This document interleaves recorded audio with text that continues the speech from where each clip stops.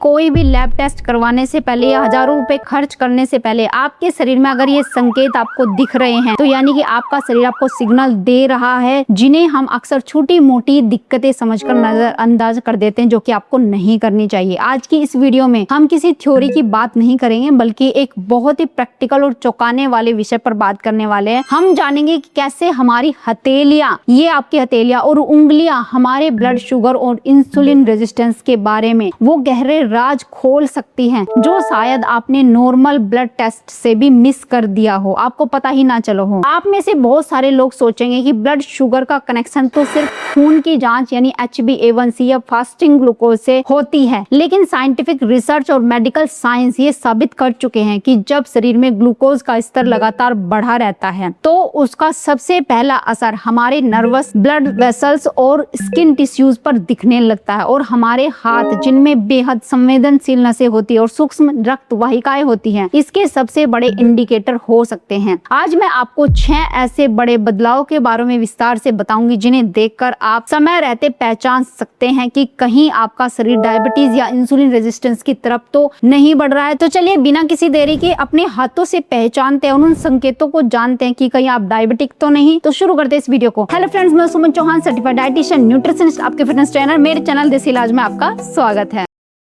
तो सबसे पहले आपको क्या करना है, अपनी मुट्ठी को बंद करना है और खोलना है और ऐसे एक टेबल के ऊपर रख देना है। ये आप करके देखिए। आगे बढ़ने से पहले मैं चाहती हूँ कि आप मेरे साथ ये छोटा सा प्रैक्टिकल प्रयोग अभी करके देखें। ये करने से आपको वैसे पूरा सच नहीं पता चलेगा, चलिए मैं आपको डिटेल में समझाती हूँ। तो करना क्या है, क्या आपकी हथेली बिना किसी खिंचाव या दर्द के टेबल पर पूरी तरीके से बिछ जाती है, यानी आपको कोई दर्द नहीं होता, जब आप ऐसे करते कोई दर्द नहीं हो रहा। अब अपनी दोनों हथेलियों को आपस में जोड़िए। अब आपको क्या करना, हाथों को सीधे करना और नमस्ते जैसी पोजीशन को बनाना है, जैसे हम भगवान को नमस्कार करते हैं या अपने बड़ों को नमस्कार करते हैं। अब इसमें देखिए, अगर आपकी उंगलियां इस तरीके से रह रही है या आपकी हथेलियों में इस तरीके से गैप बना हुआ, पूरी तरीके से आप इस तरीके से फ्लैट नहीं मिला पा रहे हैं, अगर आपको हथेली फ्लैट करने में दिक्कत हुई या प्रार्थना की मुद्रा में हथेलियों के बीच गैप दिखा, तो उसे मेडिकल साइंस की भाषा में डायबिटिक हैंड सिंड्रोम या कायरोर आर्थ्रोपैथी की शुरुआत माना जाता है। ऐसा क्यों होता है और इसके पीछे की सटीक साइंस क्या है, आइए इसे हम पहले पॉइंट से समझना शुरू करते हैं। उंगलियों में झुनझुनी या सुन्नता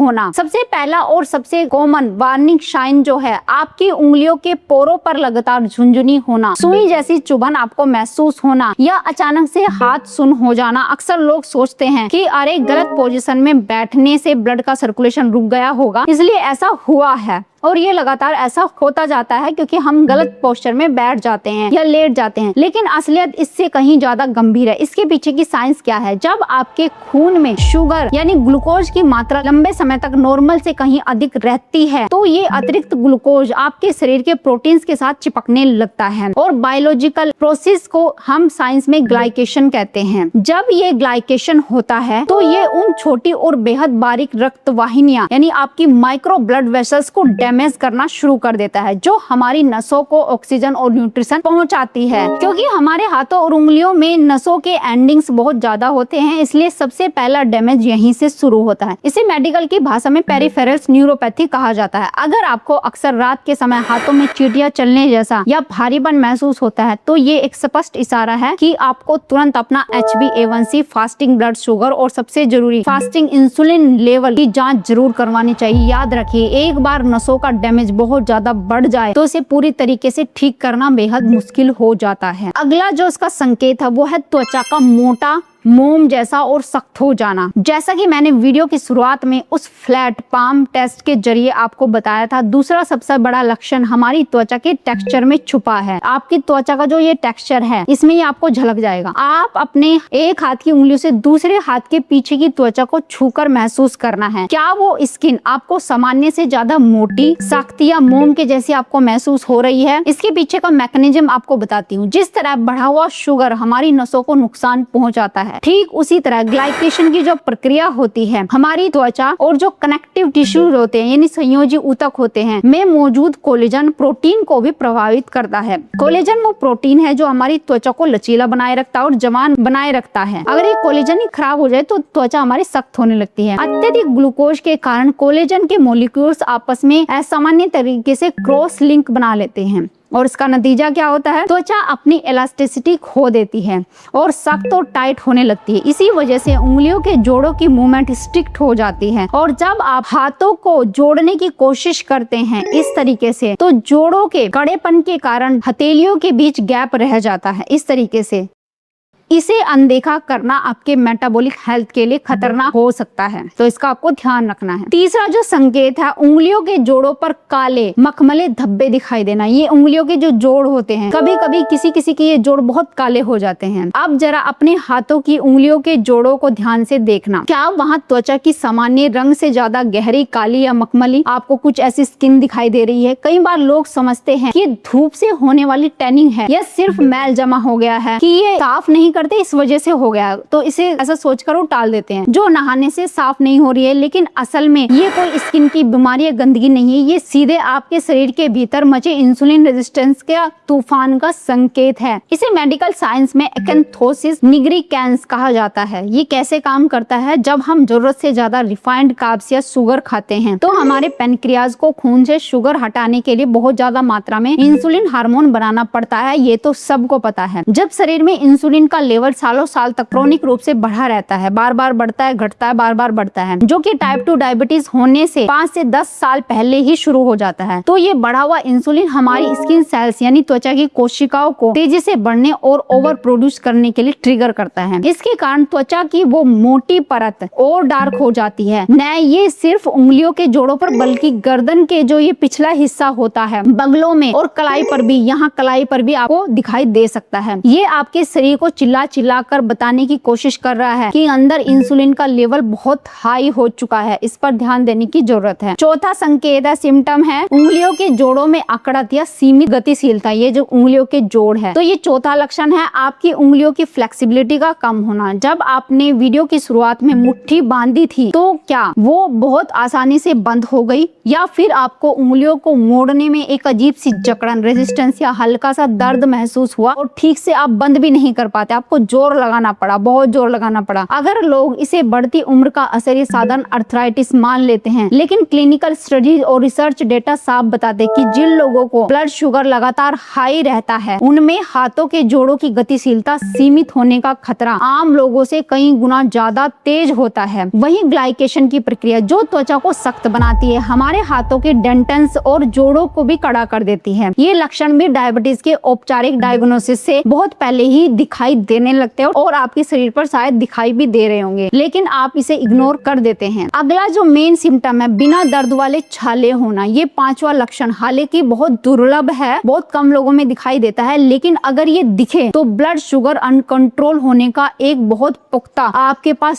सबूत है। ये बहुत पुख्ता पक्का। अचानक से आपके हाथों के पीछे या उंगलियों पर बड़े बड़े छाले निकल आना, जो बिल्कुल वैसे दिखते हैं जैसे आग से जलने पर छाला पड़ जाता है ना, उसी तरीके से दिखता है। लेकिन इसमें सबसे चौंकाने वाली बात यह होती है कि इनमें कोई दर्द नहीं होता, न ही इसके पीछे किसी चोट या जलने का कोई इतिहास होता है। ये ऑटोमेटिक हो जाते हैं और फिर कुछ दिनों तक रहते हैं। क्योंकि इनमें दर्द नहीं होता तो लोग इसे कोई साधारण एलर्जी मानकर छोड़ देते हैं, लेकिन मेडिकल साइंस में इन्हें ब्लोसिस डायबिटिक कोरम कहा जाता है। ये शरीर में बहुत ही खराब तरीके से मैनेज हो रहे ब्लड शुगर का सीधा नतीजा होते हैं। अगर आपको कभी भी ऐसा बिना दर्द वाला छाला दिखाई दे तो बिना एक भी दिन गवाए तुरंत डॉक्टर से संपर्क करें और अपना अच्छे से चेकअप कराना जरूरी है। और अगला सिम्टम है हाथों पर पीले रंग के दाने या बम्प्स दिखाई देना। छठा, ये आखिरी जो लक्षण मैं आपको बता रही हूँ बहुत ही इंपॉर्टेंट है। अगर आपको हाथों के पीछे या फिर आपकी हथेलियों पर अचानक से छोटे छोटे पीले या लाल पीले रंग के दाने अगर दिखाई दे, उभर रहे हो, इन्हें मेडिकल साइंस में इरेप्टिव जैंथोमस कहा जाता है। ये दाने आपके शरीर में एक बहुत ही स्पेसिफिक खतरे की घंटी बजाते हैं कि आप आपके खून में ट्राइग्लिसराइड यानी फैट का लेवल खतरनाक स्तर तक